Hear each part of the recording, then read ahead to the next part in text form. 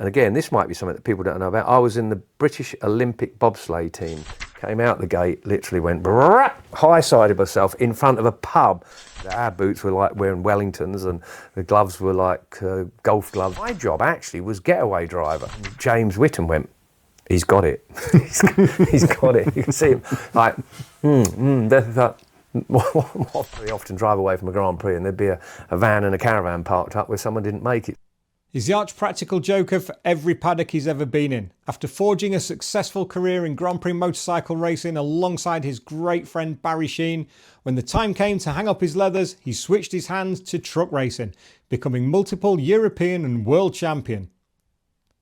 Away from the track, he's forged a successful career in after-dinner speaking, motorcycle racing commentary, and taken his own one-man show on tour around the country with great success. That's Steve Parish. This is Off Track, the motorcycle racing podcast. And this week, in proud partnership with Express Coffee, the Bean to Cup coffee specialists. Links to all the services down below in the description, and a big thanks to Chris and his team down at Express Coffee. Let's get on with the show. Okay. Right, start again. Take two. Stavros, welcome to Off Track. How are you? Lovely to see you. I'm very well, thank you very much indeed. Yeah, extremely well. Having just got back from a great trip in South Africa, I'm ready to take on the next part of a sort of British winter, I guess you could say, but I'm trying to shorten it as much as possible. You got a place out in Mallorca so you can sort of plummet airways backwards and forwards? Yeah, sometimes plummet, but sometimes EasyJet or Ryanair, because it's rather expensive putting the fuel in plummet to go out there when it's 50 quid on EasyJet or whatever. But yeah, we get out there as much as possible, look at the weather and see if it's nice out there than it is here, which is usually it is, and head off out there. So that all works very, very nicely. Wonderful. And you just come back from South Africa, having been down there with a host of names? I have, yeah. It's a trip that I've been doing for about the last 5 years. Can't believe I get invited back, because normally I get the second time is to apologise. But I have been banned from using hire cars out there, in fairness. But other than that, it's gone very, very well. But it's something that's been going on for me for the last 5 or 6 years. And it's sort of all the South African riders, and they have a very buoyant classic series out there, and they love racing with the International. So we get an invite out there. This year, the star was Danny Webb, riding one of Steve Wheatman's GSXR 750s out there, the bike that Michael Dunlop rode last year and won the races out there, and also the bike he won the Classic TT on. So cracking bike. Steve Wheatman's a great supporter of it. He's kindly sends an RG 500 out there for me, which is lovely, with Paul Bolton, the mechanic that used to fix the bikes, and they look after it. Well, I've got 3 RGs in my garage out the back here, but I don't like using them because they break down and then I have to mend them, so it's much easier to use Steve's. But a lot of good James Hillier went out there. John McGuinness went out there, but unfortunately had a family health issue, and had to fly back, so he didn't actually get to race out there, but he did come and do a trip around Kruger Park with us, and we saw lots of elephants and giraffes and everything, and then sadly he had to go home. But as I say, over the years, a lot of Scottish lads go out there. Ian Simpson was out there this year riding. It's just really good fun. I have to say, the South Africans, they do love a braai and they love a beer, so it's sort of a bit of racing intertwined with beer and braais, which for anyone that doesn't know is a barbecue over here. Exactly that. I've spent a lot of time with Jordan Weaving over the years. So okay, right. The South African, the braai side of things, I know how passionate they are about that. Absolutely. And another lad that's really nice out there's coming to do the TT again this year is AJ Ventnor. Yes. He'll be back over riding at the TT again, and I think at the Northwest 200. But they're so accommodating, so nice to all the guys that go out there. Whatever you need, they find it for you. And if someone's engine blows up, and Howard Selby was out there, his engine blew up, and someone just pretty much said, you can have mine, took it out and gave it to him. So it's a fabulous trip, and I really, really enjoy going out there, and let's hope I keep getting invited. That'd be wonderful. Yeah, long may that continue. Yeah. What else do you do to keep busy through the winter and then into the summer, business-wise and bike-wise? In fact, I've got a Zoom call a bit later on today. I work as an expert accident witness for motor racing events, mainly for motorcycles, but do indoor karting events and things like that. It's generally when somebody has an accident and they want to blame someone, as goes on a great deal these days, and you see how they think the accident happens, and I have a look at it to see how it actually did happen, because I've got a lot of experience of accidents over my life in all sorts of different things. So it's something I really quite enjoy doing. I have to have a look at what happened, sometimes inspect the venue, write a report on it, and then sometimes it goes to court, so I have to go to court, deal with that. So that's one of the things I do. I rent out some properties around this area, which I have to keep on top of. I play a lot of golf and tennis whenever I possibly can. And events, quite a few theatre show events and things like that I do off season. Just about to start in April will be a 5 event with tour in the theatres with Henry Cole. Fabulous. Any more you can tell us on that, or is it still in the works? No, not at all. It's actually out at the moment. Well, I think we start off in Hunstanton, then we go to Stafford, and then we go to Epsom. And there's 5 shows, theatre shows coming up. And I'm pleased to say it's been on the market for about a month, and most are nearly sold out. First 2 are completely sold out, 450 people. Excellent. So I'm looking forward to that. I get on very well with Henry, and in fact, I'll be working with him next week. Well, this is probably going out at a different time, yes. But I'll be at the London XL MCN show working with Henry, where he's got a stage area for himself. Alan Milliard will be there, and they'll be restoring some bikes and bits and pieces and stuff like that. Sorry for a bit of noise out about it. Someone's cleaning my kitchen, my wife's oven. I won't say my oven, my wife's oven, because I don't go near it, so there's a bit of noise going on with that. So that's another thing that's coming up. I've got a few talking events, after dinner events to be doing through the winter months. And generally trying to keep out of a proper job, which I've done for 48. I've done 48 years of it, so I'd like to think I'm too old to get a proper one now. So yeah, I've got a very nice life, I have to say. I'm very lucky that I can pick and choose some of the things that I do and not do. And I just love some of the events and mixing with people and probably a bit of entertaining, I guess you'd say. Are you doing your own shows as well? Not this coming year. I've done 10 years of the Mad Tour, yeah. which has been hugely successful. I suspect there's got to be one more because I've done 99 shows over the 10 years. So there maybe needs to be one more to wrap it all up. But I've really enjoyed doing that. And a lot of people that haven't done theatre, they should probably try it, because it's all very well you do some TV stuff and you do this and do that, but a live audience is brilliant. I absolutely adore it because you can get the reaction straight away from them. Generally there's a few giggles and laughs, and people come up to you afterwards and say they really enjoyed it. And not just what I call the hardcore bikers. I'd say if I have 250 people in a theatre, 50 will be ladies, and they've probably been dragged along by the husbands or the boyfriend and whatever, and they don't really want to be there. But at the end of the evening, a lot of ladies come up and say, really enjoyed that, thank you, and they were pleased that they turned up. So we're it's not about gear ratios and jetting and races and finishing third and should have done this. It's more about the things that went on, probably getting to the races and getting back from them, and things that I probably shouldn't have done, as we used to do when you're allowed to do things that you're not supposed to do. This is the beauty of what we do, of what we do with the show and the guests that we have on, because I love the stories, and our viewers and our listeners just adore the stories. You can see your career resume on Wikipedia, they can read your book. It's all out there, isn't it? We don't need to go through that again sort of year by year. We did that with James Hayden yesterday because James doesn't appear too often. He doesn't have the book, he doesn't have that. And I think a lot of people forget what James did in his career. Sure. But with yourself, thank you for allowing us to come down to your fine place in Cambridgeshire. It's a beautiful part of the world. Yeah, it is. It's lovely. I'm born and bred from this area. I'm pretty much in Hertfordshire now. Sorry. Well, you're dead right. We're right on the cusp of Hertfordshire, Bedfordshire, Cambridgeshire, and they're all literally around this property where we are now. But going back to what James was saying, and I worked sort of with James a little bit, and actually used to do interviews with James when I was covering the British Superbikes for BBC. And James, and people like James of his era, often say to me, wish I'd born 10 or 15 years earlier. They probably wouldn't if they sat in my body now, because it's very old. But I think James probably missed out on some of the fun times a little bit. It got rather professional when James got into it, where there was some big commercial sponsors around and you had to be seen to be doing the right thing and everything else. But I managed to just about escape that, I guess you'd probably say. And you're right, I lived in a period of time when A, you could have fun, B, if you got into a bit of trouble, it was usually a slap around the ear roll or told not to do it.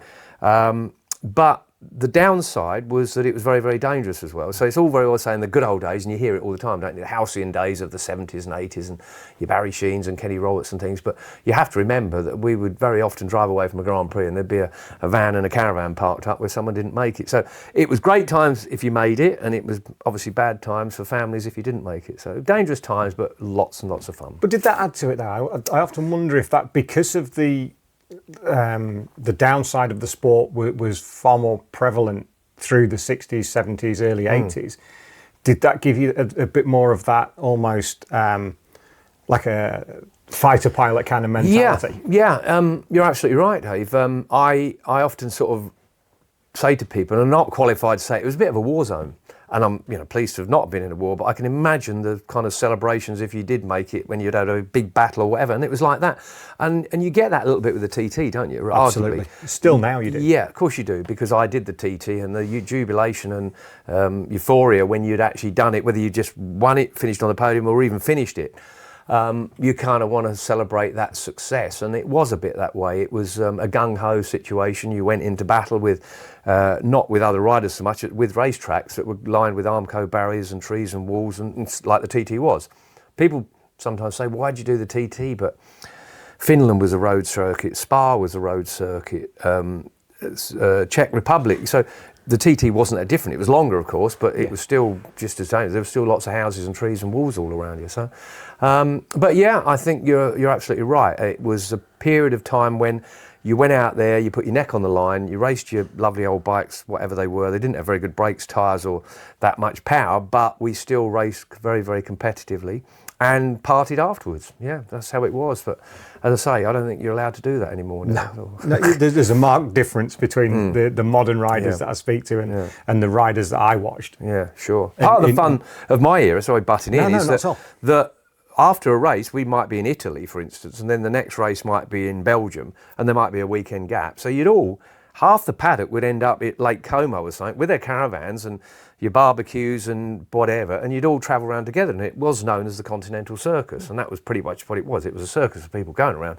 performing their things, spending time together, and then off we'd go. And if someone's diesel transit broke down, you'd all end up mending it, and you'd lend someone the caravan wheel that you might have spare. A lot of camaraderie around, an awful lot. With the GP racing at the time, I had a question in my mind. It had gone, but it's come back now. Were you present enough at the time to enjoy it, or were you taken along with the thrill of what was going on to actually sit that time? Because I speak to a lot of riders, and one of the bigger things they would do if they could do it again would be actually to sit back and enjoy it more. Were you able to be present as much as you could be? I understand what you're saying about did you enjoy it, or was it sort of having enjoyed it? And I think, what was I?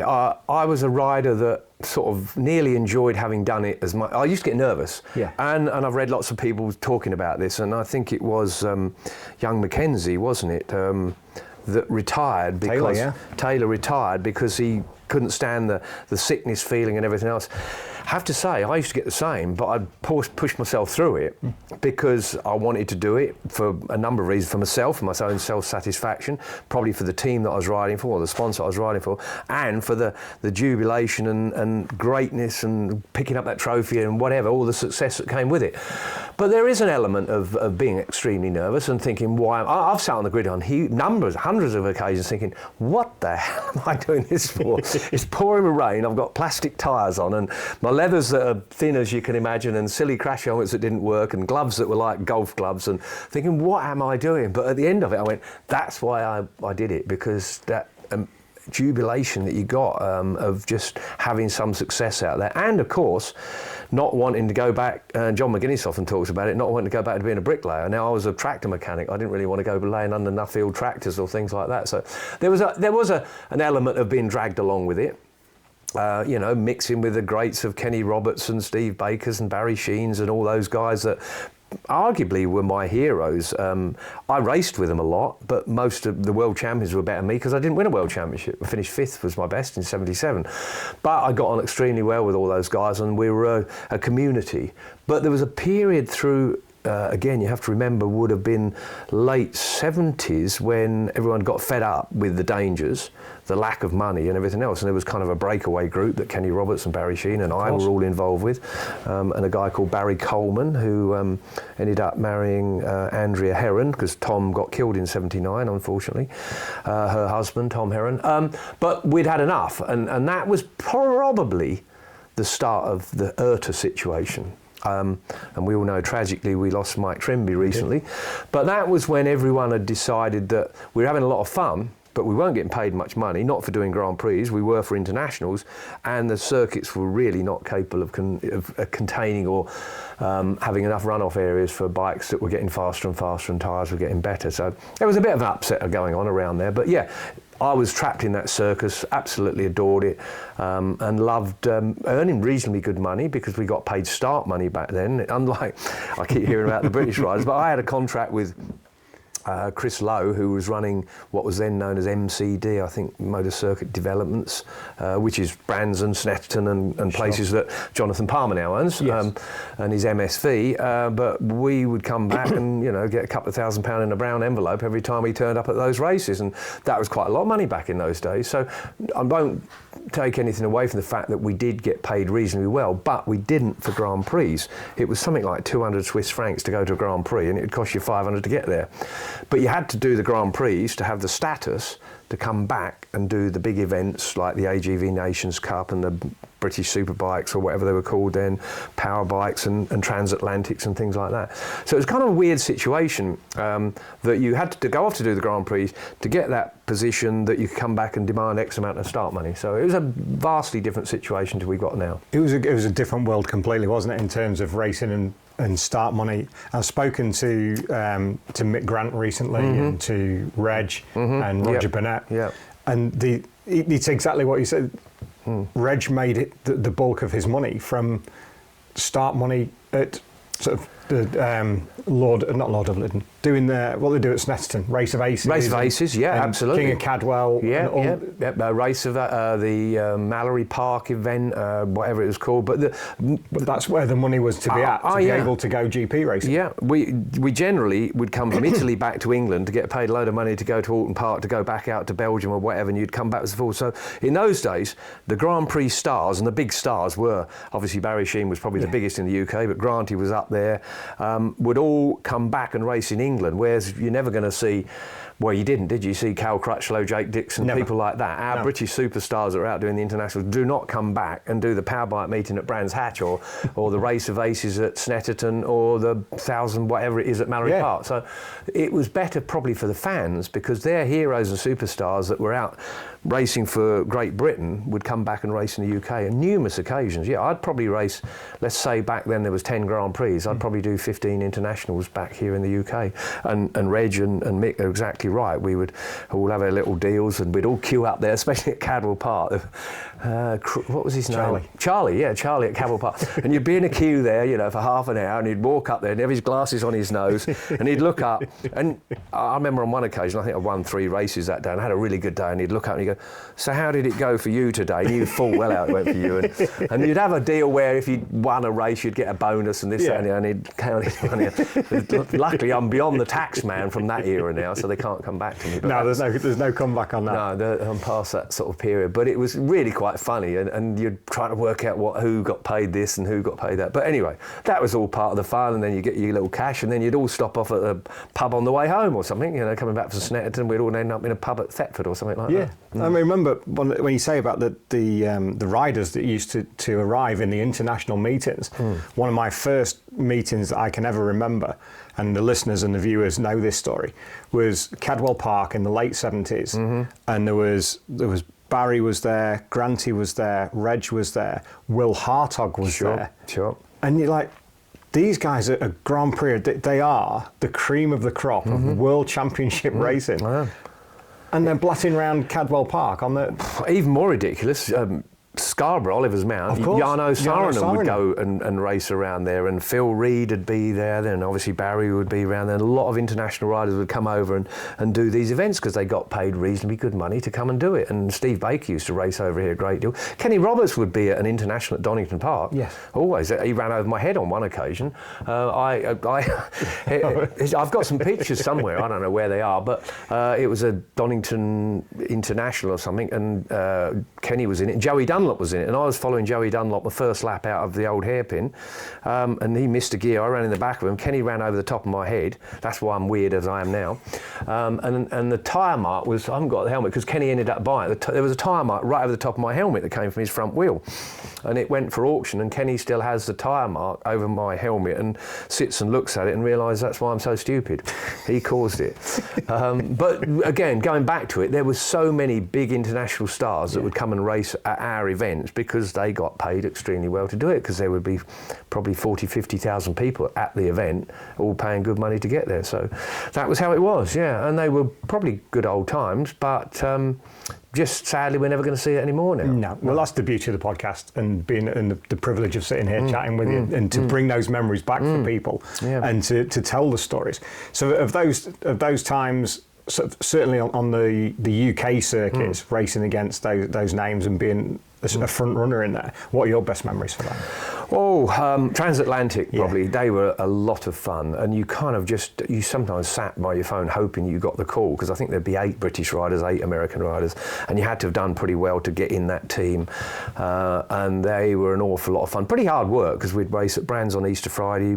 Mallory would be Saturday, I think, and then a day off, and then Monday was Alton Park. It was 3 days over 4.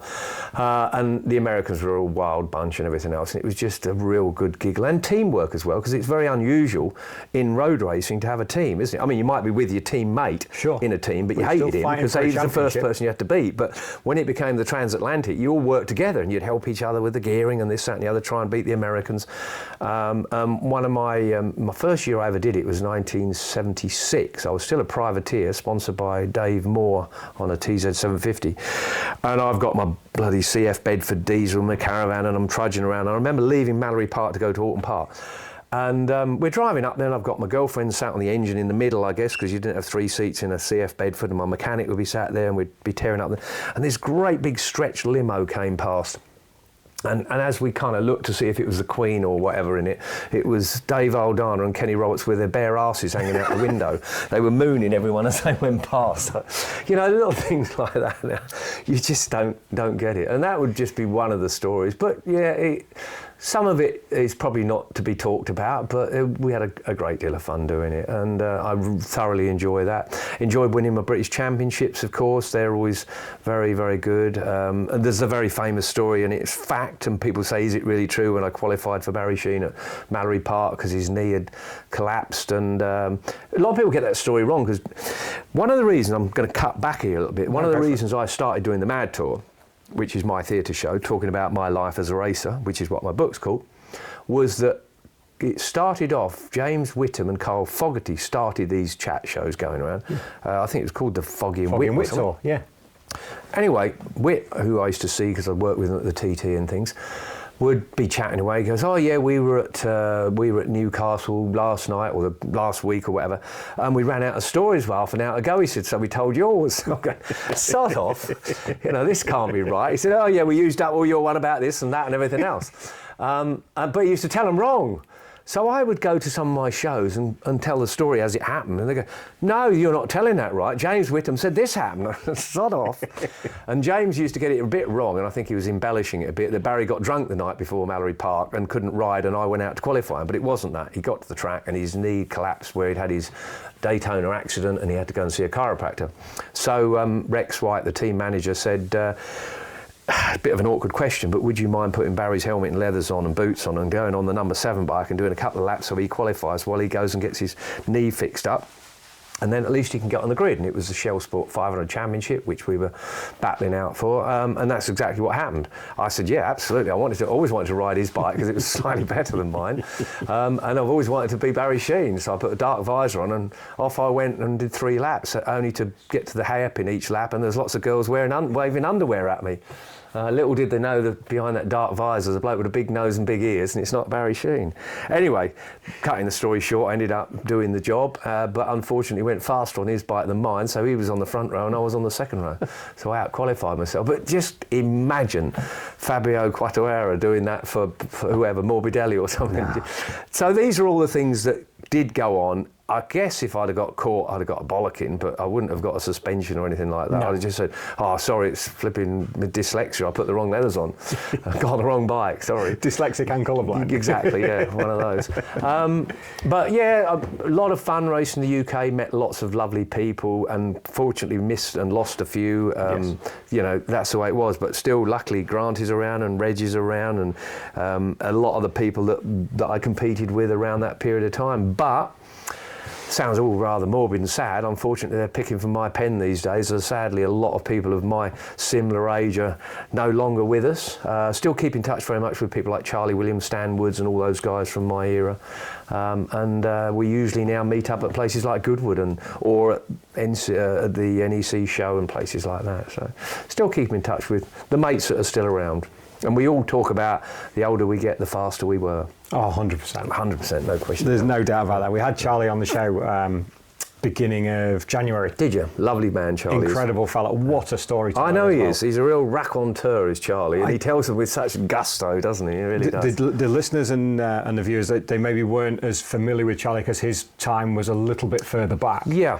But I think we did 2.5 hours. I think I spoke for 15 minutes. I can easily believe that. Did he ever tell you about the story when he stopped on the first lap of the TT with a TZ 500? Off the top of my head, I can't remember. Well, I'm just going to quickly go through it. Yeah. But, the latter part of my career racing in the UK, I ended up with an ex-factory TZ 500. It would have had an OW number, I don't know what it was on it. But it came from Boot Van Dolman. He rode it initially when it was new. It got passed over to Mitsui Yamaha that supported me and Charlie. Initially it was sent over for Charlie to ride at the TT, and I'm going to hazard a guess, I think it was 82.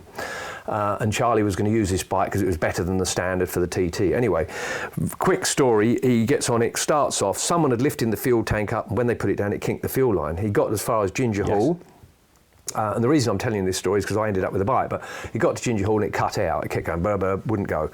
Pulls up there, someone was really disappointed for him. They gave him a pint of Oakles, the local beer, and he slugged it back down. Meanwhile, someone in there looked under the fuel tank and saw the fuel pipe kinked. They lifted it up, unkinked it. By now, Charlie was half a lap behind. He was not a chance to finish.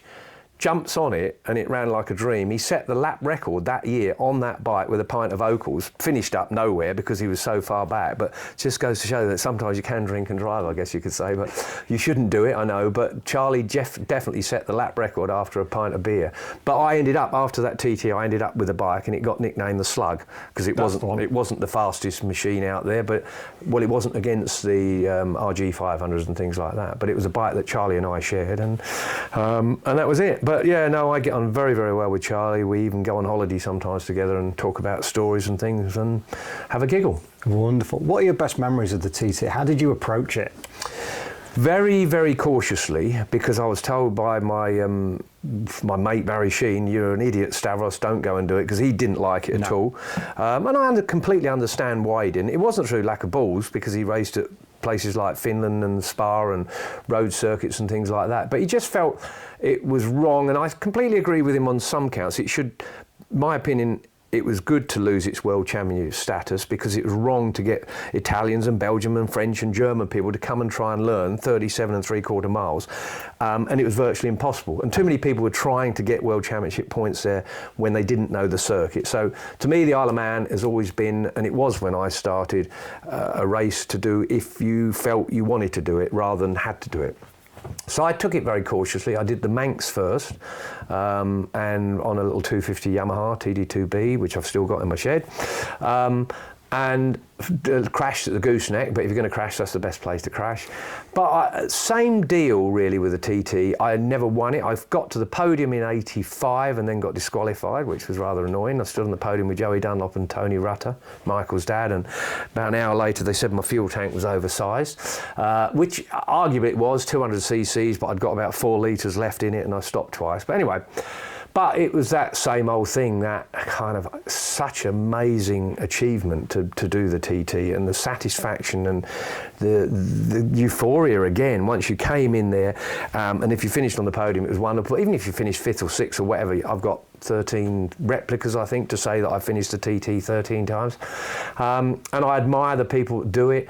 I didn't ever take the TT really seriously. I didn't go ever to win it. I didn't probably learn it as well as I should, but I enjoyed doing it. And the kind of climbing Mount Everest, I guess you'd say. Let's have a go at doing something that's the greatest achievement. And I guess in some ways it helped my career a bit. One is I ended up commentating on the TT. So in my opinion, if you haven't raced the TT, you should never be talking about it because you don't understand it. And I think it helped probably with my start money as well. You got paid reasonably well to go there. So whilst racing motorbikes in my era, most of the time you self-funded it with your prize money and everything else like that. And that's what went on. But so pleased I did it. Have great admiration for people that are still doing it. And long may it continue. When you did the commentary side of things, how was that to adapt to? Because seeing the difference, I mean, I've spoken about this before. Granty, I think it was Granty that said, if you had a chart that followed the bike standard and the kit and the rider from the early days of the TT through the 60s, through the 70s, and how things progressed, those guys at the beginning aren't trying any less harder than Michael and Hickey now. So as it moves through, then you see, so I mean, 2014 was Michael's 4 in a week, and it was a busy time, and Gary Johnson did the double. How do you transfer that to what you did and being able to be in the moment for that? To commentate on it, you mean? Yeah. I think I'm a pragmatic person, like you just said. The guys racing in the 50s, 60s on their Manx Nortons or whatever weren't poodling around. They were against the best in the world at that time. You cannot translate through eras. There's no way. You know, I'm often asked, which I'm sure you might be, who do you think's the best racer in the world at any period? Well, you can't say that because I think, you know, Jeff Duke probably was in the 50s, Mike Howard maybe in the 60s, or Aggo, or whatever you want to say, and then Kenny Roberts, and then whatever, right the way up to Bagnaia now or Marquez now. But what is incredible is how much faster everyone has gone. Yes. And there's so many components that go into that. One is, of course, you have to remember that each year, generally, not every single year, generally there's a new bit of surfacing at the Isle of Man, or they cut a corner a little bit, they might cut a tree back, or they might do this, might do that. But I suspect most of it is tyres and engines, you know, power of engines and tyres that can cope with them, and brakes that cope with all that.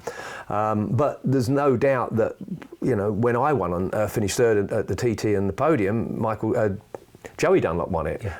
Well, I'd like someone to say there was someone better than Joey Dunlop doing it. So he was the pinnacle, he was the outright guy at that time. It does look like that Michael might surpass his 26 wins as the TT comes up right now. I wouldn't bet against that. But no, there's no difference whatsoever. Everyone was trying very, very hard on what were, comparatively to now, shitty motorbikes. I was riding RG 500s that had 120 horsepower. They had tyres about that wide that seemingly were made of plastic. The brakes, when I ride an RG 500 now, I cannot believe how sort of bad they were. I mean, they were the ultimate. Yeah. And it was a rocket ship, but people were driving around in Ford Anglias and Ford Cortinas, you know. So that puts it into perspective. 100%. And they were flipping rocket ships at the time. They thought you'd pull their arms off and they'd be wheeling here, there, never. But 120 horsepower, where they're now riding 240 brake horsepower bikes around there. So, and the suspension works now, and the brakes work now. Even riding an RG at a demo now, you're pulling the brake as hard as you can with all your fingers, whereas it's one finger on a modern bike. So very difficult, but I still believe that commentating on something, you get to know what that guy is thinking in his head and how far ahead he's planning. So I think when I did it, the fastest lap ever was Joey probably at 115 or something. I think maybe 118. I did 114 was my fastest. But actually the corner speed's not drastically different. The difference of a superbike now to the bikes I was riding is that they get from coming out of the corner at 30 to 150 about 4 seconds quicker than it takes an RG to get there. Yeah. So there's a lot of corners now that weren't around when I was around because you were still building up to it. But whatever, I don't care. Even if you went back to 1907, I wouldn't want to be on the back of the bloke riding that Sunbeam around or whatever it might have been. On the goat tracks. Yeah, on the goat tracks that were around. So it's all comparable, but you can't translate eras, no, in my opinion. No, I agree. And that's how I agree with Granty, and I'm glad you agree with that, because it's everything is of its time. Sure. And the effort was was no less than what they're doing now. No, not at all. And as Grant, he said, the equipment that you were wearing and the gloves and the boots and everything else were and now watching the modern day Grand Prix, which I still watch and watch British Superbikes, it's incredible how people just slide down the road with their airbag going off, and the boots that don't let their ankles do that. Our boots were like wearing Wellingtons, and the gloves were like golf gloves, and so on. I would reckon, if I look back, I guess I probably would have 5-6 crashes a year, and one of them would probably do a collarbone in, and one might do a scaphoid in or whatever. But now it's sort of 3 in a weekend sometimes, isn't it? And your airbag goes off and up you go. So it's maybe easier to push to the limits now than it possibly was when I was doing it, because the consequences were much bigger when I was doing it, because A, you might have hit a tree or a curb, and B, your gloves and boots and leathers and helmets weren't much cop at all. What was your favourite section of the course when you raced it? The finish line. I guess... I'm retiring that question. Yeah, I guess possibly to Balacrane. And I don't know why. You've got to remember the other things that were tougher for us, and I'm now going back to say you can't translate, but I had to learn the TT in a Bedford van or a transit van. There was no onboards, there was no video games, there was no nothing. The only way you learnt the TT was either riding a motorbike round when the roads were open, or driving a van around when the roads were open, trying to imagine what it's like to cut the corner here and there. And I guess the bit from the start through to Balacrane I found the easiest to learn. I don't really know why. Maybe because it was the first bit, and by the time I got to Balacrane, my tiny brain had already filled up and I couldn't learn the rest of them. I disliked from Balacrane through to Kirkmichael, because a lot of corners, particularly through Glen Helen, all looked the same, and I found it hard to learn them, and even tried kind of driving it and then shutting my eyes and got my mechanic driving back that way and driving it again, and lap after lap. But it took much longer to learn them because there was no references as far as watching onboards and things like that. And so the best thing I ever rode around the Isle of Man, and it was too late in my career to learn the circuit, was an FJ 1100. Now, I don't know if you've seen one of them. It's about the size of my car out there. It weighs about the same. But Mitsui Yamaha decided the FJ 1100 would be worth running around there. And this, I think, was 85 again. It was when the GPZ 900 had come out. Yep. And the first 4 were GPZ 900s. And I finished 5th on an FJ 1100, which I thought was pretty remarkable. And I rode it really well, and the reason I rode it really well was because it never left the ground. It was so heavy, and I could actually see where I was going. TZ 500s and RGs round the TT, it was like that, and it's Charlie Williams that I think said it's like a rat in a dog's mouth. You were just being shaken around everywhere, blurred vision, didn't quite know where you were going, and if you hit that bump there, you ended up there, and so on and so on. And I think that arguably maybe scared me a bit, the TT, because there was that bouncing around so much. I got on this FJ, rode around there. I had to cover the bloody speedo up because it frightened the life out of me going at 130 through Bray Hill and things like that. But I actually got to learn the circuit better because it was easier to ride. Now, I suspect modern day suspension is considerably better than what we had then. But I got a bollocking for that as well, because production racing back then was bikes out the showroom, lights, indicators, everything. Didn't take anything off. Took number plates off, put a board on saying number 6 or whatever, and I got called into race direction for indicating and blowing my hooter too much. Just for a giggle. I was going through Ramsey, beep, beep, beep, beep, beep, and things like that. But anyway, that was an experience as well. It was a big old wobbler, but there you go, fun. How did you pick the number 6, speaking of that? Because that's synonymous with you as your number. No, it wasn't. It was Barry Sheen suggested it, really. Once I won the British Championship in 75... No, what am I talking about? 76 I won the British Championship. So I got the number 1 plate and had that in 77, and then knew I wasn't going to win it again because I wasn't competing in the British Championship in 77. And Barry just said, Stavish, you should pick a number. I've got 7. I said, oh, sorry, I'll have number 6 then. And that stuck with me, and I managed to keep that pretty much throughout my career, apart from if you hadn't finished... it was easy to keep 6 when I finished 5th in the World Championship in 77 because you kind of could choose from that. But then when things dropped down, sometimes you got there and they gave you number 21 or whatever. But generally in the UK, I always ran number 6. And it's always been on my helmets, and my elephant's been on the back of my helmets as well, which is that one. That's only a little elephant there, but when I was a kid, I was a fat little bastard and I was nicknamed Jumbo. And so the elephant's on the back of my helmet because I think I was born with an overactive knife and fork or something and ended up as a fat little little kid. So I've always had an elephant on the back of my helmet, and my helmet colours haven't changed throughout. And I wish other people would do that, because as a commentator, certainly back in doing the Grand Prix and that, flipping hell, everyone had a different coloured helmet every weekend, whereas in my day, you always saw Barry Sheen, you saw Kenny Roberts, you saw me, you saw Granty, helmets didn't change throughout, and it was so much easier from a commentary point of view to spot people out there. And it never ceases to amaze me now. Most helmets to me look like someone's just chucked a load of paint at it, or now it's all done with decals and things, but it's just a splodgy mess. Apart from maybe Rossi's got a theme there, or Yes. because of the colours and things like that. So intricate now. But Absolutely. When you go back, as you say, Reggie's helmet, black with the star at the front. Absolutely. Roger Granty with Burnett, the Granty with the J and the L. Yeah, absolutely. They are synonymous, and you just wish that they would just keep that. And Kenny with the Eagles that Yep. John Kaczynski Sure. took on. Yeah, it was at so a later easy to date. spot people. Yeah, it really was. But I guess money counts now, and It does. commercialism does. And as soon as they bring out a whatever helmet, whether it be Rossi or Bagnaia or whatever, and it then sells again. And so from a marketing point of view, I see it does work. But it's a bit of a shame from that point of view, because it was nice always to have whoever it was coming around Mallory Hairpin, didn't have to look at the number. Your name has cropped up many times in conversations with the guys that we've spoken about already, with Granty and with Rog and with Charlie. Not usually in a positive light, Stavros, I have to say. Yeah, on occasions trouble's followed me around. I think I've been unlucky from that point of view, and probably a few practical jokes over the period of time and whatever. Yeah, maybe Granty. Granty's probably got a few. Yeah, I guess so. He has. I can only apologise. I was a foolish child that should have grown up, but thankfully I haven't. No, please never do. No, I'll try not It's a to. trap. It's a complete trap. The story I want to know about first, if you would indulge me, is the Macau jumping jacks, because that story has come up numerous times, where they were a little bit more powerful than maybe you expected. Yeah, But then you buggered off. Yeah. Yes, it was. It was one of them things that just sort of like a snowball got bigger and bigger and worse, because initially it was just a bit of a giggle.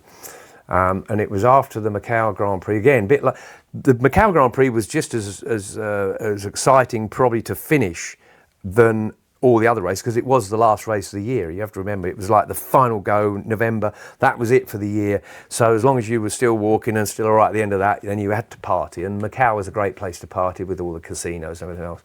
There was there was 3-4 people involved in it. It was my idea, I think, to set off a firework, and I thought a firework would be a jumping jack cracker thing in an establishment that had a red light over the top of the door, and there seemed to be lots of girls wearing very little with numbers on. I think they're called brothels, aren't they? I'm not too sure. And there was myself, Paul Butler, who at the time, ended up being race director, of course, in MotoGP for a period, but at that time he was the commercial agent for Kenny Roberts' team.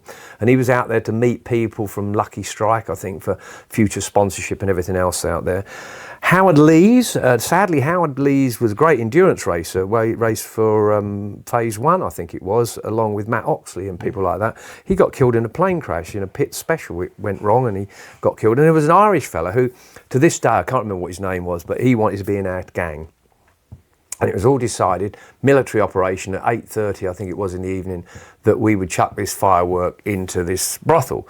I went and got the firework, and it did shock me a little bit, because the firework I went to get, that cost £2.50, was about as round as a flipping 45-gallon drum and about that deep, and I could hardly carry it. So it was slightly excessive, and I had no idea what it was going to do, but I thought we'd give it a go. Paul Butler used to smoke cigars, so he was a sort of like the touch paper person, and I think Howard Lee, or was it me or Howard Lee was going to roll it in. My job actually was getaway driver. And we got a Mini Moke as our getaway vehicle, because that's what you rented out there. Anyway, the electric doors opened up, blue touch paper that was much, much shorter than we expected. literally, as it went through, and we were expecting to have enough time to run before it went off, it didn't. It just went off in the biggest sort of explosion you can imagine, with bits of red and blue paper going everywhere and smoke going everywhere. It was pandemonium. And these poor girls were shitting themselves and screaming and running out of there and everything else. And as the smoke cleared, and by this time it was so much fun, I didn't even think about being a getaway driver. I wanted to watch what the pandemonium was. Out of all the smoke came these half-naked people that didn't know what had gone on. And what made it funny is that I knew most of them that came out. And there was two of my mechanics that shouldn't, or two mechanics, one of them was mine that shouldn't have been in there. I must be paying too much. Boot Van Dolben and Jack Middleburg, dirty Dutch bastards. Anyway, so we didn't get away as quick as we should. And where it went horribly wrong was, sat at the bar watching everything that went on, was the chief of police's driver that was waiting for the chief of police that was also around the back. Dirty bastard. I don't know what he was up to. Turned about getting a backhander. I think he was getting a front-hander. So that's where it all went crucially wrong. The guy watched everything that went on, and then they followed us back, and we got back to the hotel, and within 15 minutes, all the police in Macau had turned up there looking for us and found us and took our passports off of us, all four of us. By now, everyone's laughing and giggling because we're about to be arrested. But they said, we're coming back for you tomorrow morning to sort this all out. And poor Mike Trimby, who was running the tour, had probably 200 people there, punters, riders, mechanics, was giving us a bollocking. And they took passports away, but I had two passports, luckily. One with my American visa on, so I gave them my shitty old passport. The others had given their proper passports. So that next morning, they came back thinking there was just some paperwork, and they've got handcuffs and everything else to take everyone away.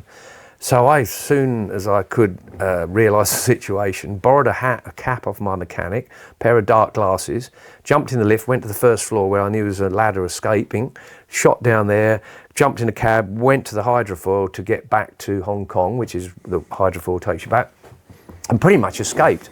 Got on it and got back to Hong Kong, sat there proud as punch that everything was going on and I'd got away with it. When I get a message from Mike Trimby, saying, you've got to come back. I'm going, piss off, I'm not coming back. He said, you are, because they've impounded all the Formula 3 cars, the touring cars that are out there, all the motorbikes, and they're going to impound them all unless you come back. So I had no choice. I had to get on the hydrofoil and go all the way back to Macau. And if only I'd had a camera with me, because now everyone's got cameras.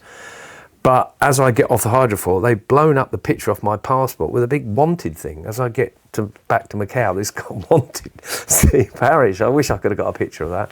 It would have been amazing. Anyway, cutting the story, get back there, and yeah, we've sort of in a police compound for 4 days until the British Embassy got involved and this, that and the other, and we got away.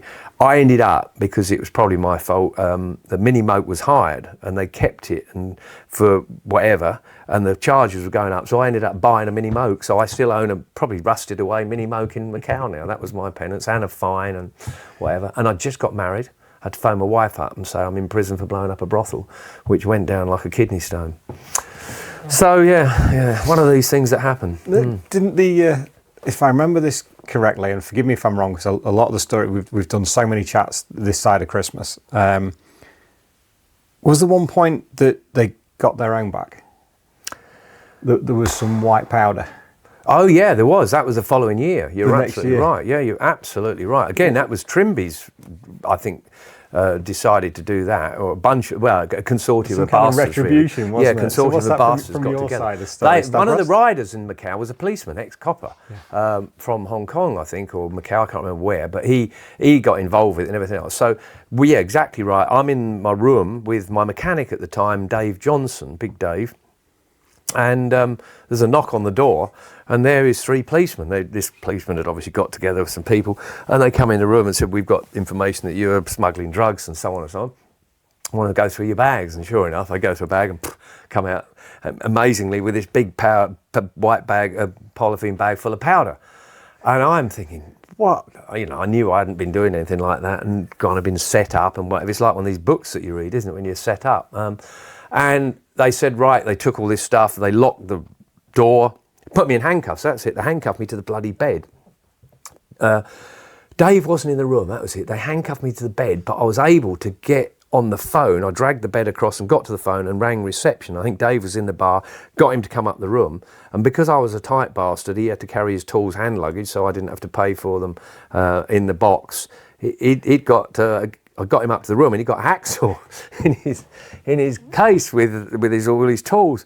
So now I've got Dave up in the room, and the next thing, all the police come in and there's Dave going through their handcuffs. Anyway, it turned out it was a full setup, and I'm panicking and whatever. I don't know what I was going to do when I got the handcuffs off. Run, I guess. and sure enough, about 20 people all came in the room laughing and pissing themselves because they got Parish back.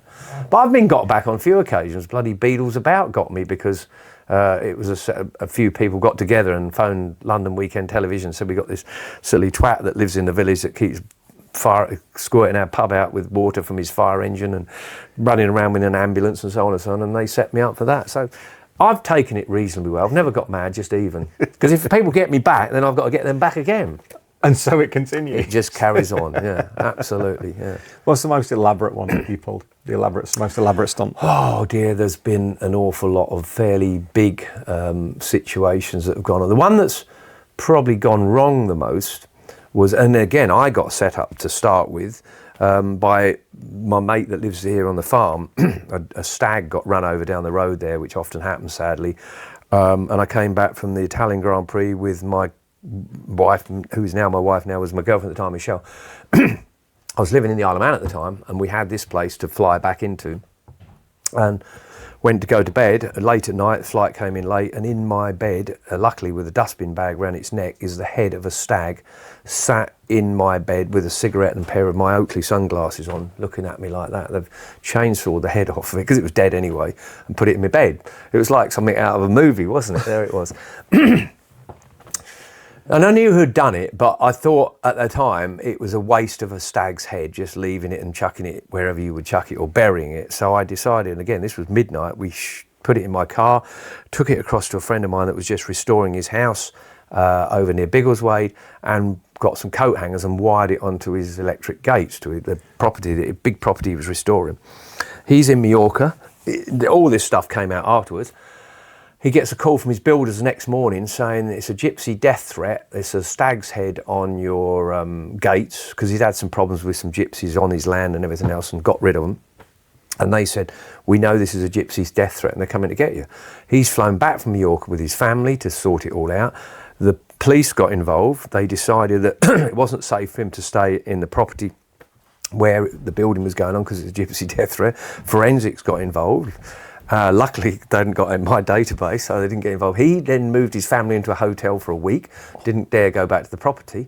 And I didn't even know this was going on. And it was only about 3 months later, we had a dinner party or something, and it was spoken about, and he went, it was you bastard. And told us all the story about coming back from New York and staying in a hotel and everything else. He was not at all impressed, as you can imagine. So it all went horribly wrong, cost him a lot of money, but then he gets me back. Very, very quickly, I went to his dinner party, maybe a year later. He'd been thinking about it. He had 6 people there, and strangely said, you'll sit here, Steve, Michelle will be here, and you'll be there, and this and that, which is unusual for like a relatively casual supper party in his kitchen, in the property that's been restored. Yeah. He spent all day screwing down the table to the floor, connecting a Goodridge bloody hose, pointing at my bollocks, to a fire extinguisher that had about 4 bar of pressure. Just as I'm about to drink my coffee, I shot across the flipping room. It was like something out of the Exorcist. It blew me clean off my chair across the room. And the bloke sat opposite me. I thought he was going to have a heart attack. He's just gone. He just saw me just disappearing across the room. So anyway, it could go on all day. These are the things that happen in my life. It's worth having this kind of life, isn't it? It keeps you on your toes. Yeah, I guess it does. But the trouble is now no one will let it go, you see. They go, oh, well, you're not having him round because we know what's going to happen. And he's not doing this because, he'll do this and he'll do that. But I think I've settled now a little bit because, again, you get into loads of trouble now doing anything a bit weird. Imagine chucking a bomb in a brothel or a firework into a brothel now. You can't do it. So... what is it they say? Once you shag one sheep and they think, no, you can't say that, can you? But you can say what you like, Stan Ross, I don't mind. My sort of past reputation does follow me around a little bit, but anyway, I don't care. The one good thing about getting old now is you can tell people to piss off, can't you? You know, 100%. I haven't really got a career in front of me. I've got a great life in front of me, but I'm not exactly chasing down careers of doing this and doing that. So you can actually say what you think a little bit more than if you're a young lad nowadays. You just got to be so careful. You can't afford to do anything that's a little bit wrong because they go, oh, we don't want him riding for us because of this and so on and so on. So but the anyway, majority of us still love it. majority of us do, and you're right, but we can't say it anymore, can we? Silent majority. Exactly. You have to be very, very careful what you do, what you say, even if it's your kids telling you off these days. You know, you can't say that, Dad. All right. Okay. Watch me. Yeah, exactly. Here we go. I was looking at a couple of things last night just before I came down, and one of the stories that I came across was one that I was completely unaware of for some reason. Was the condom mayonnaise with Rex White of Yamaha. Yeah, well, Rex was with Suzuki's, but was he Suzuki then? Sorry. Yeah, there was a time when I was a bit bored, maybe winter, and I hadn't got a great deal on, and we'd be doing things like that. But my best one, I think, was condom chocolates. We used to get Frere Roche chocolates. Again, it sounds ridiculous, doesn't it? And put them in the fridge, and then get the apple core bore out and bore the middle out, and the reason I used lots of condoms, I was kind of had a mate that was a marketing guy for Durex and then Mates and whatever, so he used to be sending me all the condoms that I would put in people's pockets and things like that. And we'd just pop a condom in the middle and then heat the chocolate up and seal it all back up and wrap it all back up and then put it in a box and whatever. On one occasion at the NEC show, I'd left the chocolates out and people were just coming in and picking them up, but I knew there was 12 chocolates and only 2 had got condoms in. Yeah. And it was just like what is it when you pull we got one bullet nearly. It was Russian roulette. Russian roulette it was who got them. And on one occasion, and I'm pretty sure it was Toby Moody that picked one up, and he's chatting to the James Wright has got a lady photographer he works with. I can't remember what her name is now. But anyway, Toby's chatting away to her, and James Whittam went, he's got it. he's got it. You can see him like, that. What have I got in my mouth? And clearly too embarrassed to pull it out, just boop, swallowed it. But it's not going to hurt you, is it? It'll come out eventually. Sue's a photographer. That's it, Sue, yeah. Anyway, they were some of the things that went on with, we did put a condom in with salad cream in it in one of Rex's chicken sandwiches and things like that. So but then it was nearly laughed at. Imagine it now, doing that to Paul Denning, you get fired immediately, wouldn't you? Probably not with Paul. Maybe not with Paul, but certainly with some of the others you might well do. That was all the other things. I got a number of people. Sheeny was one of them when he came to visit my house when I was living in Asheville. Had a nice big Mercedes, and he came in for coffee or whatever. He was passing by, and I was just chatting away to him, saying that we'd had problems with gypsies around breaking in and doing this and doing that. And while he was having his coffee, and then he went to look at some of the bikes down the bottom, I got the keys to his car and wound his window down, and then I always carried and I've got some in the garage now, a lot of windscreen broken glass, and just lay it all on the seat and lay a brick on the top of it. And there's all this glass and a brick, and the window's gone. And he came out, went to go, I said, I'm so sorry, it's the bloody gypsies again, this, that, and the other. So I lent him the polythene and we taped it all up and everything else. And he was living at Gatwick, down near Gatwick. I think he went to Crawley, flipping Window Express or anyway, he goes down there and orders the window and takes the car, and they took the door panel off and it's just wound down. How much of an info? I mean, we can't do a chat without talking about Barry, who was just the superstar. Without a shadow of doubt. I mean, the influences on your career and you as a human, what are the best bits you took from him? A lot. So now I get a load of stick and I don't really give a shit. People go, well, Harry's only famous for being Barry Sheen's mate. Well, I don't give a shit. And I've had a great life being What an accolade, though. I know, I get that, but I don't care. It doesn't bother me. And yes, I probably have had arguably a better career because I was mates with Barry Sheen, but it was because he helped me. Yeah. We gelled immediately, we met. He lived in Wisbeach at the time and I was here, so we weren't far apart. We'd go motocrossing together and we'd just travel around. We had the same sort of sense of humour. He was a better motorbike rider than me by some amount that we know. Actually, interestingly, I was a better car driver than him. We used to race cars together and I'd beat him, but motorbikes, he was the man. But he influenced me a lot. I lost my father when I was 12 years old, so I didn't really have a dad. when I got to know Barry, he was so good at advising me. He was 3 years older than I was, started racing maybe 5 years before I did, and was a global superstar before I joined him at Suzuki's. And he was immensely good at advising me on what to do, how to do it, particularly with bikes and start monies and all the things that you needed to know, travelling. So he was a massive influence on me, and he was like a father, a brother and a best mate all wrapped up together, really. And I'll forever be grateful for what he did. And tragically, we did lose him when he was just 53 years old, 2003, and probably the biggest heartache to me ever, more than my father, because I was still young and didn't really understand all people disappearing back then. But yeah, we just gelled and enjoyed things. At times I used to take the rap because he couldn't, because he was too famous. You know, when something happened, I'll say it was you, because he'd be in the Sun newspaper and I'd only get an MCN, I guess. You know, that would be the difference. So I took the rap on a few occasions. There was one occasion when he took the rap for me. I remember a photograph on a plane that I took with a stewardess, and she was really cross, thought it was him, and slapped him around the face, which was quite funny.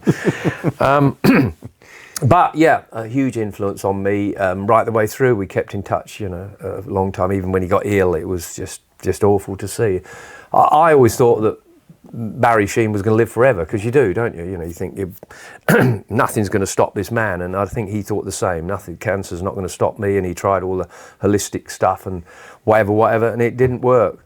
But yeah, big shock to everyone. But you know, the only thing I'm going to say, and I've said it to Stephanie, and I still keep in touch with her, Barry would not like being an old man. I'm sure he wouldn't have chosen to die early, but he would have hated the fact that he couldn't pull any more crumpet and do all the things that he used to do. So he'd been a right grumpy old bastard, there's no question about it, even more than me, possibly. Lovely to see the lid. Yeah, and that tragically is after, because they brought these out afterwards, but it's signed by Freddie and Stephanie, because they were around, obviously, after Barry passed away. But yeah, but I still think of the old boy a lot, and still a lot of things that I do be down to him. You know, things that were installed in my mind and brain would have been installed by the great man. Yeah. Which I think that's why I think it's an accolade, because if we all had that kind of role model and friend, everybody's life would be a bit more enriched in that sense. It doesn't matter if people are saying it in a negative sense, that's bullshit.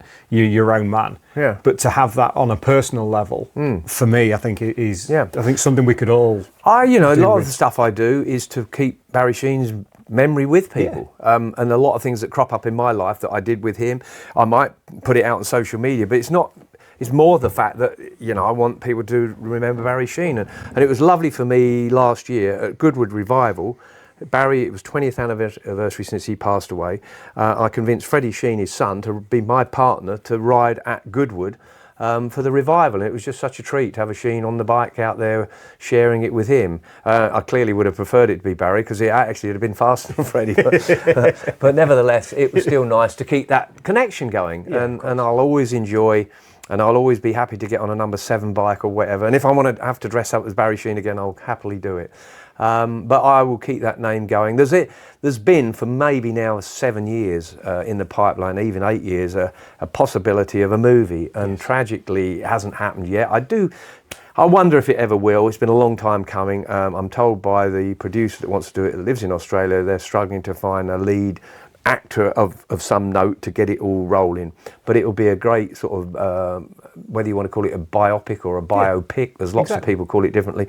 It would be on the lines of Rush, the Niki Lauda, James Hunt thing, but I think it would be better, because I think Barry actually has a better story, or the Sheen life does. You couldn't even script it like it was it? You know, a young kid, Cockney kid, makes it good, rides motorbikes, wins world championships, marries supermodel, crashes his brains out at Daytona, nearly dies, then does it again at Silverstone, 2 world championships, retires, becomes very famous in Australia as a commentator and a famous person doing adverts, gets cancer tragically and dies. You know, it's got all the script is in there, and you couldn't hardly think of a script like that. And it would be a wonderful movie, and it would be a great accolade for the Sheen family if it does happen. I hope it does, but it's all about finding lead actors, I guess, financing it, and see if it comes together. And if they don't soon do it, I won't be here to flip and see it. The movie poster keeps floating around every now and again, doesn't it? It does, and there is, I'm told, the funding for it. and I've never tried to make a movie, but I am told unless you get a big name up front to wrap everyone else around it, it's very difficult to start anything off of any note. So we'll have to wait and see, but I still keep in touch. Guys called Rod Morris that is putting it all together, and fingers crossed it might happen. People often say who's going to play me, and I did say Ken Dodd, but he's gone and passed away now. I don't know. We'll see. But I honestly think it would be well watched and well revered. Something that you segue nicely into there is Goodwood and the revival, and how much of a massive supporter you are of that event.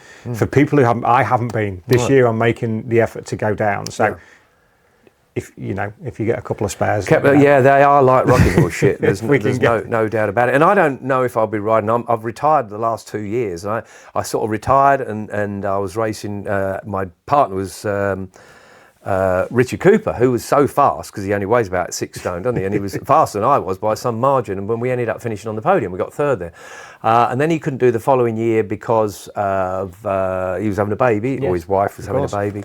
But anyway, so I retired at the end of that, and then Freddie said he would do it, so I came back, and I've said I've retired now, but who knows? I don't know. I'd like to be there because I thoroughly enjoy it. I might be team manager or something.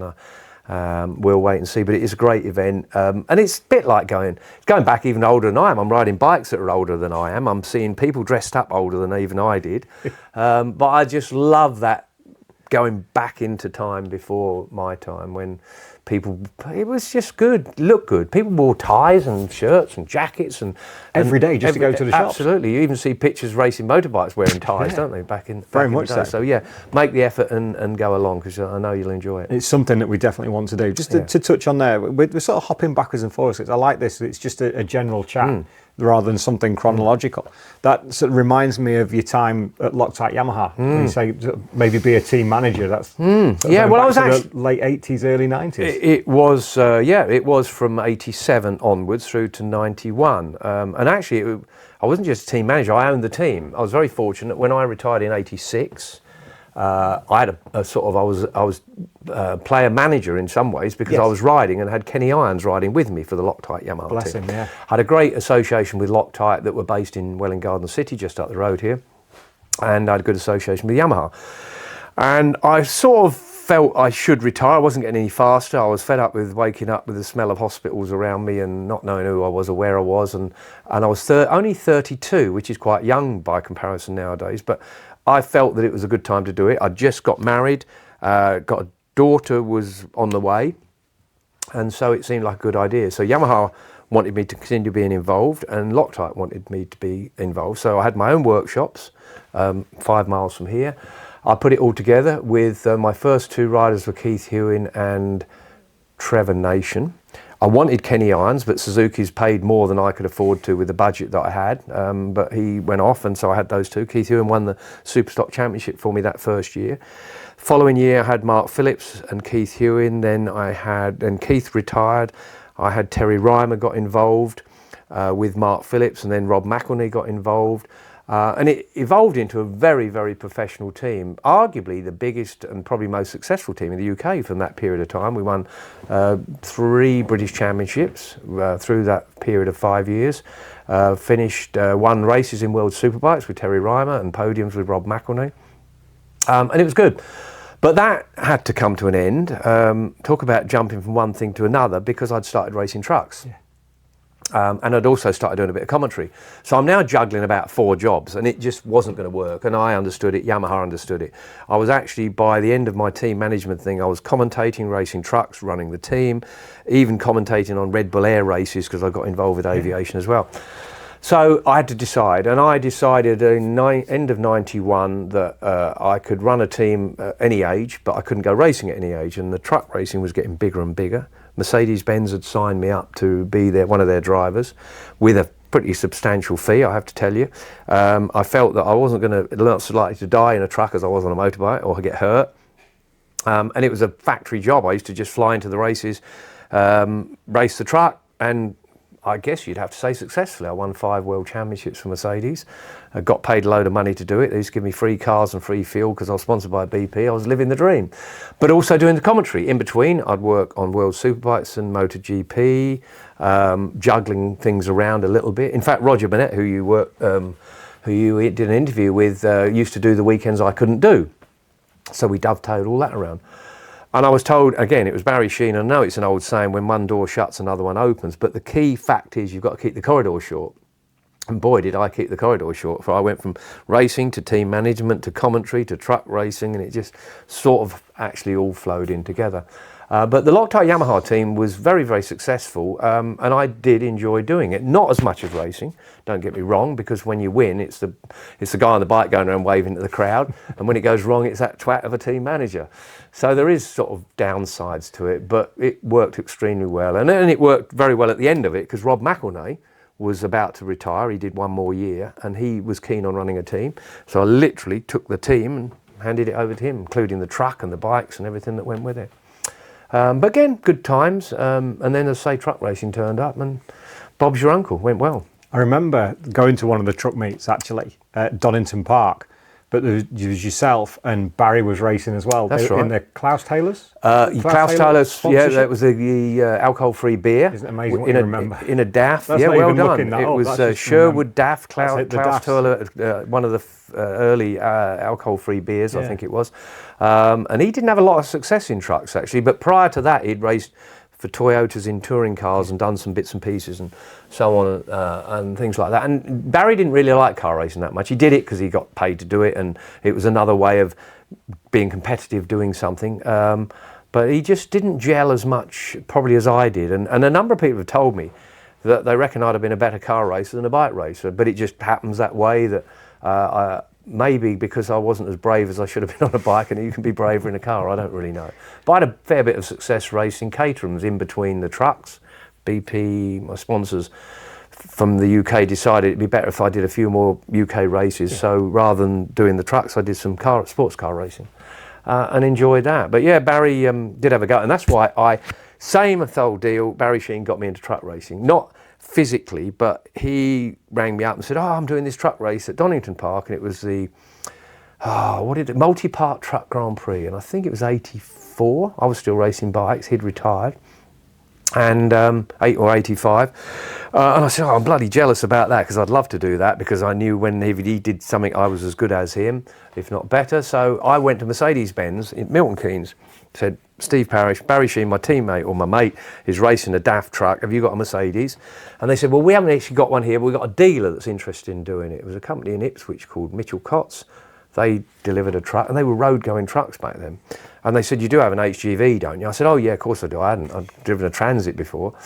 So first time in it, I drove it up the road and I didn't get the gears right, and I was saying, I'm more used to an ERF or something. Bullshit as usual. Anyway, that race took place, and it was the biggest crowd Donington Park has ever had. They shut the M1, and there was over 100,000 people turned up, and it was all promoted by a guy called Mike Smith, who was the DJ, or the Radio 1 DJ at the time, and he raced cars as well, and it was huge. And I think I ended up second, did pretty good in it, and it just snowballed from them. This company from Ipswich wanted to do more, and they signed up another driver. I had a teammate called Barry Lee, who was a stock car racer. And it went on, and so much so, Mercedes UK then got involved, built a truck up north, wherever their base was, a specific truck for me to race, and I went on to win lots of national races and some international races with it, and then got a call from Mercedes-Benz Germany.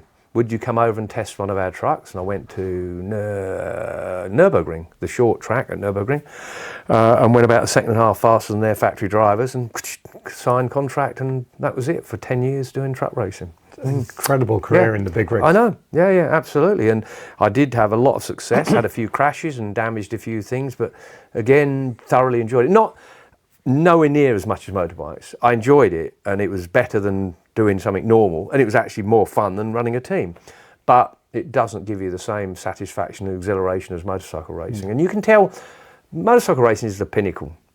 And you can tell that because all the Formula One guys watch it, and they follow it, and they love it, because they know how tough it is. You know, it's all very well going around turn 3 at Silverstone and spinning and flat spotting your tyres, but on a motorbike you're sliding down the road at 120 miles an hour. So that's where you get the greatest satisfaction from. And I don't know of anything, and I've tried lots of weird, wonderful, dangerous things, but riding a bike around somewhere like the TT is the ultimate.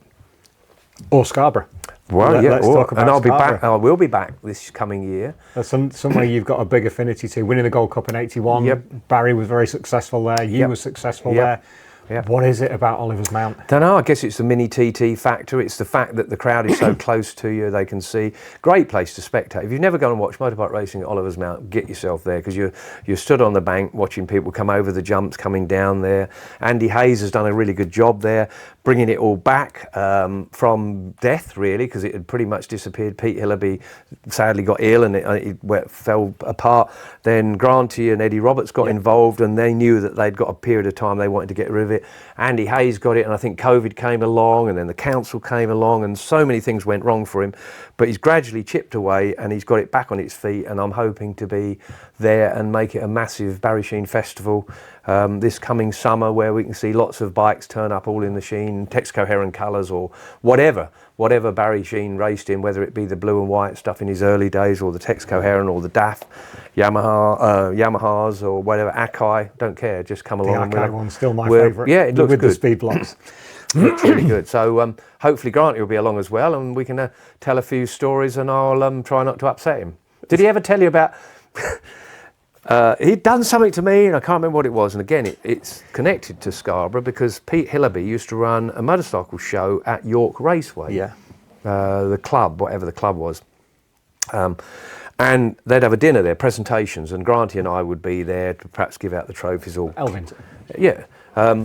Anyway, Granty was sat on my table. I think Roger Marshall might have been there, and we've got a sort of table with us old racers on it or whatever. And I was up at the show because I used to have a joke shop at the shows. Instead of selling spanners and tyres or wheels or whatever, I'd sell flipping, I don't know, stink bombs and Chattering like teeth. Yeah, whatever, stupid childish stuff. But I used to make a fortune because I'd sell that silly string stuff and all that used to get sprayed, and stink bombs and false dog turds, and all the standholders would come and buy things from me. That night, can't remember what Grant had done, but he'd done something. So after dinner, laid out dinner, coffee was coming around. I went round the back and gave the waitress a $5 to bring a tray of sweets out and put on the table. But I'd actually rescued them. They were orangey coloured things that are out the toilet, then blocks you put in the toilet, disinfectant things, and got them all laid out so they look like sweets. And Granty puts one in his mouth, and he was not at all impressed, as you can imagine. But they laid out so nicely, they did look like sweets, and he's popped one in his mouth. I wish I got a picture of his face that day. I love Granty, because he was always a straight man, wasn't he? He was compared with Rog, with Reg, that was sort of the playboy. He was liked to be, but Mick was the proper Yorkshireman. Yorkshire miner's son. Gritty Yorkshire miner's son, exactly that. And we saw him at a fundraiser just after Christmas, just after New Year actually. And we did. I mean, these are the situations sometimes, like in a lot lesser level with you, with Barry. But doing this, I was invited over to do a fundraiser for a young fella, Teddy, that he has kidney issues. Okay, right. So I did the chat show there. Stewie Smith organised it. Yeah. And there's Reg at that side, there's Granty, there's me, there's Roger Burnett, and there's Gaz Johnson. And I'm sat there like, why am I sat here doing this? This is ridiculous. And the stories that they tell, again, you crop up so often. One thing, I know we're running on time at the moment. One of my favourite questions I always ask a guest, especially a first time. I know we did one for MotoPod many years ago over Skype, but this is the first time we've had a chance to do one in person. My final question to every guest is, what's your best hire car story? And who pops up the most? Weird, isn't it? Yeah. Well, I've often had these issues where throttles have stuck and whatever. Well, like at Daytona and places like that. Yeah, Daytona was one of them. I think one of the funniest ones, there's been lots.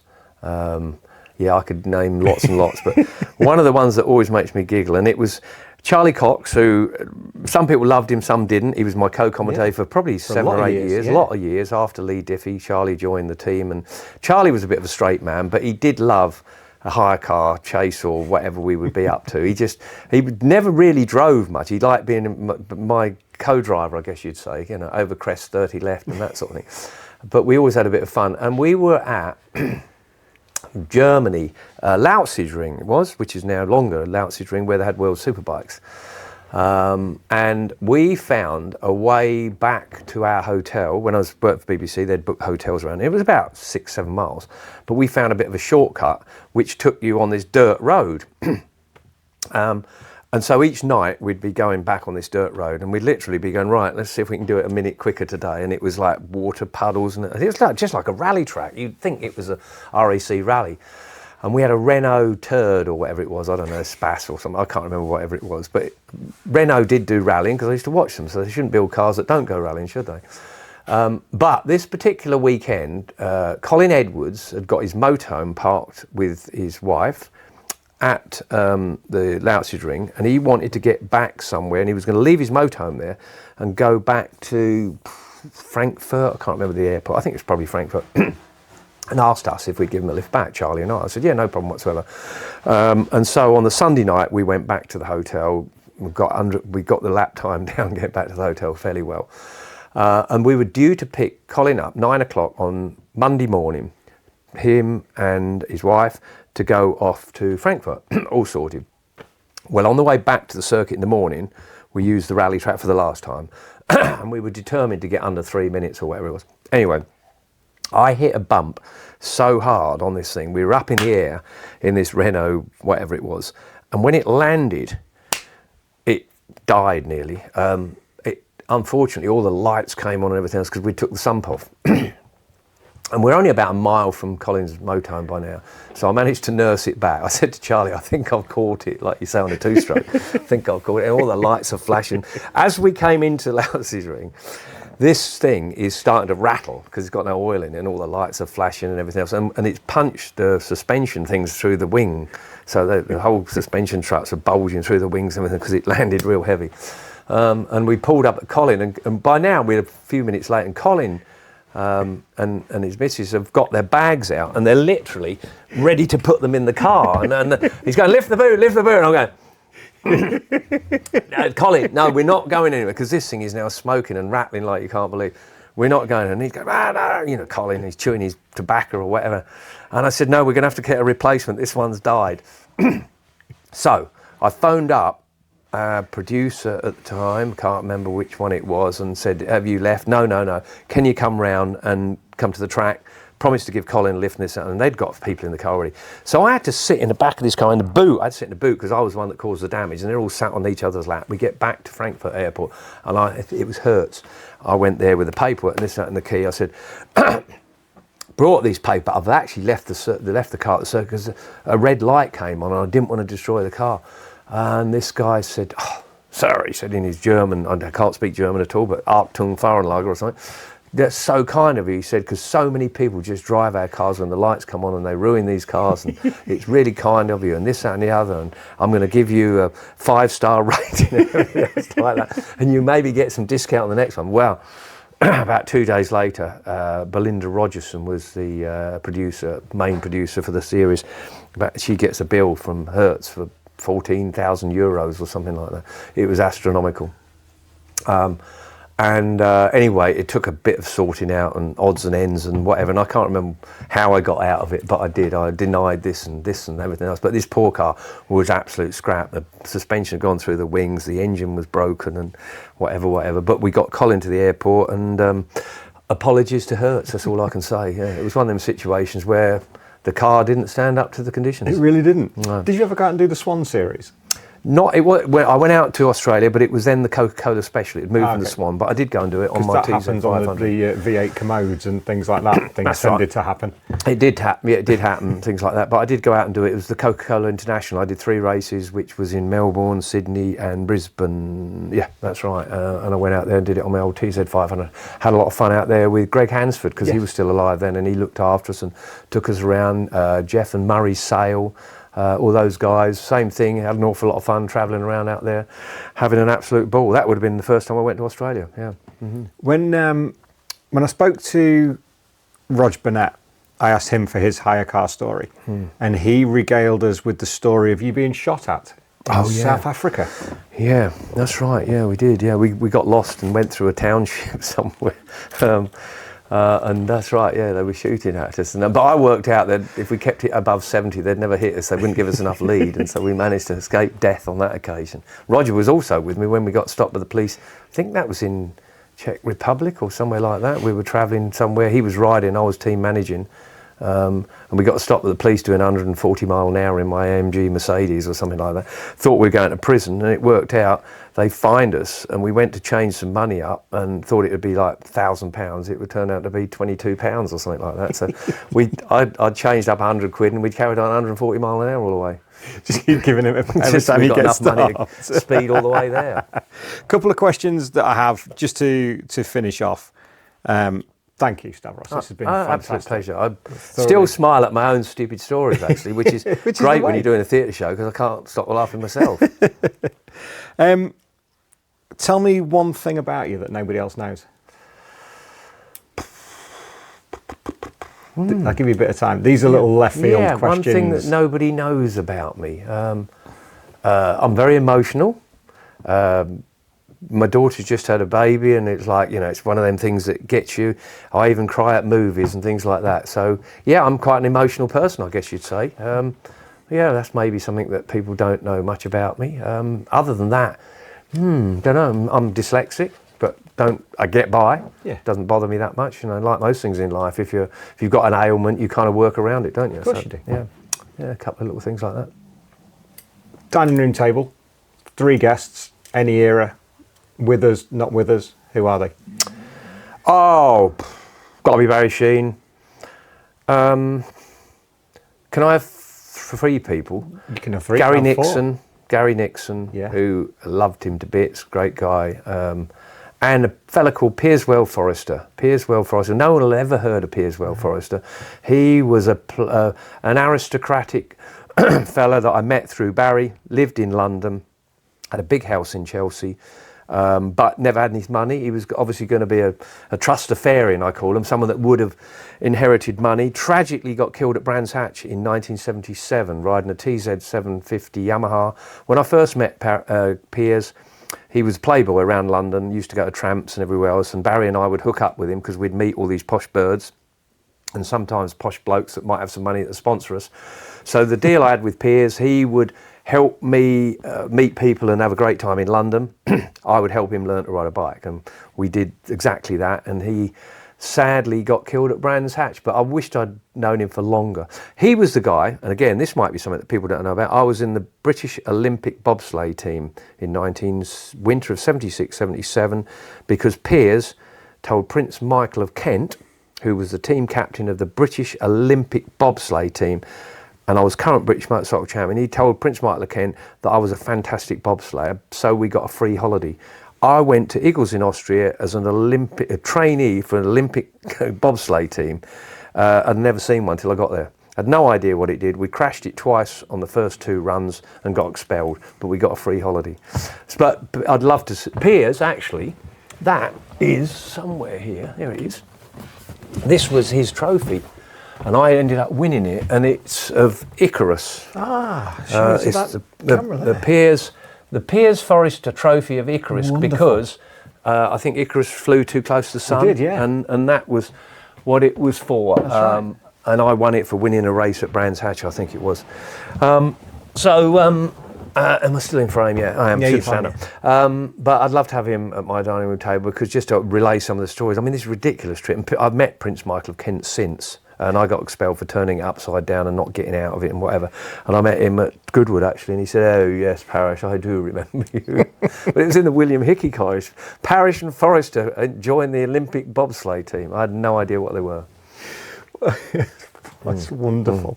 What's the one decision you'd change if you could? To have slowed down 5 miles an hour at the British Grand Prix when I fell off leading it. 1977, I could have been famous actually. I'd got it in the bag. I got a 4-second lead on John Williams starting the last lap, and it started drizzling with rain. And Barry Sheen put the pit board out saying "gas it wanker" instead of saying what I was expecting, last lap +4. And it just started drizzling. I just tipped it in Cop's Corner and lost it. Gave away the only person would have been to win the British Grand Prix. No one ever has in the Premier class.